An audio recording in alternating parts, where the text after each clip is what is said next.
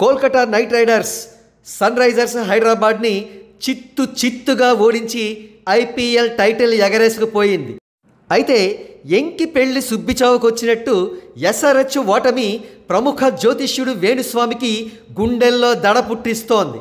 అవును మరి, SRH team owner Kavya Maran జాతకం ప్రకారం ఈసారి ఎస్ఆర్హెచ్ టీం కప్పు కొట్టే అవకాశాలు ఉన్నాయని వేణుస్వామి ఒక పిచ్చి జ్యోతిష్యం చెప్పాడు. తీరా చూస్తే సీన్ రివర్స్ అయింది. ఎస్ఆర్హెచ్ టీం ఫైనల్స్లో చిత్తుగా ఓడిపోతే కేకేఆర్ టీం మాత్రం కప్పు కొట్టింది. అంటే వేణుస్వామి జ్యోతిష్యం అబద్ధం అయిందన్నమాట. ఇప్పుడు వేణుస్వామిలో ఆందోళన కలిగిస్తోన్న అతి పెద్ద అంశం మరొకటి ఉంది.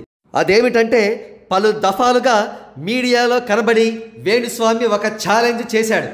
రాసి పెట్టుకోండి, 2024లో ఏపీకి మళ్ళీ జగన్ గారే సీఎం అవుతారని ఒకటి కాదు రెండు కాదు చాలా సందర్భాల్లో చెప్పాడు వేణుస్వామి. అయితే వేణుస్వామికి జగన్తో సన్నిహిత సంబంధాలు ఉన్నాయని, వైఎస్ఆర్సీపీతో ప్యాకేజ్ మాట్లాడుకుని వారు చెప్పిన ప్రకారం జగనే మళ్ళీ సీఎం అవుతాడని ఎక్కడ పడితే అక్కడ జ్యోతిష్యం చెబుతూ వచ్చాడు వేణుస్వామి. మరి ఇప్పుడు ఎస్ఆర్హెచ్ ఓడిపోవడంతో జగన్ కూడా ఓడిపోవడం ఖాయం అని ఇప్పటికే కూటమి సపోర్టర్స్ విపరీతంగా ప్రచారం మొదలుపెట్టారు. అంతేకాదు వేణుస్వామి ఫెయిల్ అయిన తన పాత జ్యోతిష్యాలు కూడా వెలుగులోకి తీసుకువస్తున్నారు. గతంలో వేణుస్వామి కేటీఆర్ తెలంగాణ సీఎం అయ్యే అవకాశాలు ఉన్నాయని కూడా చెప్పుకొచ్చాడు.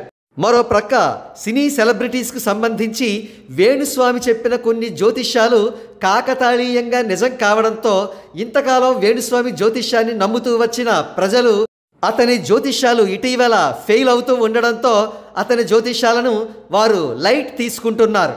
ఈ నేపథ్యంలో జగన్ సీఎం అవుతాడన్న వేణుస్వామి జ్యోతిష్యం తప్పని తేలితే అతను షెడ్డుకెళ్ళిపోవడం గ్యారంటీ అని అందరూ అంటున్నారు.